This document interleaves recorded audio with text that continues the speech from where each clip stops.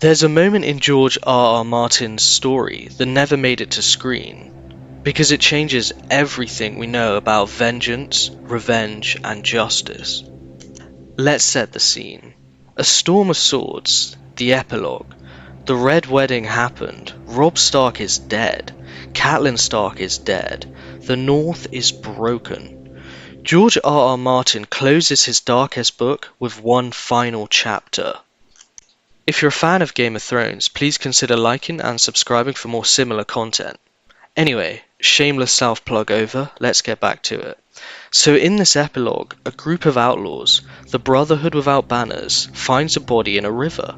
It's been there for days, bloated, throat slashed, unrecognizable. Except they recognize her as Catelyn Stark. But she's not Catelyn anymore.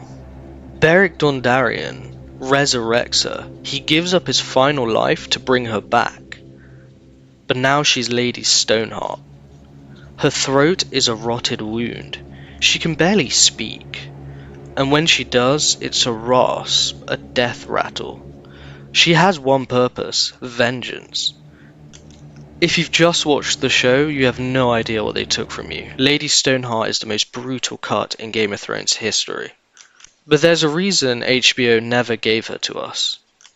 In the books, Catelyn gets POV chapters, but Lady Stoneheart doesn't get POV chapters. Instead, you experience her through others, through fear, rumors, and sudden brutal encounters. Take this example. A man walks through the Riverlands. War has already destroyed everything. He thinks the worst is behind him, and then he's captured, dragged before a hooded figure, a woman who cannot even speak properly. A woman who points and decides who lives and who dies. No trial, no mercy, only judgment. This is the energy HBO avoided. Because she doesn't just continue a storyline, she rewrites the moral center of the story.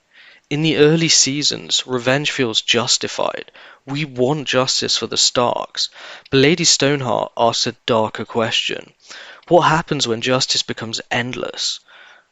It's not a satisfying revenge arc. It only gives the uncomfortable truth. The revenge can never store what was lost. It just spreads the damage. In a show already filled with death, betrayal, and moral ambiguity, Lady Stoneheart might have pushed things too far. Because she's not just a character, she's a warning, a glimpse of what happens when grief is left to rot and brought back. Even the Brotherhood Without Banners, once protectors of the innocent, are transformed under her command. They stop becoming heroes and they become executioners.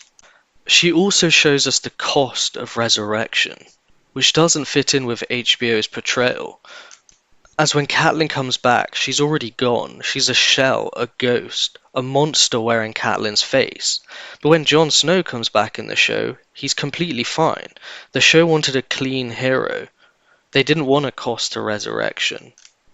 D&D also said they didn't want to cheapen death. They wanted the Red Wedding to have consequences. Bringing Catelyn back, they argued, would undermine the tragedy.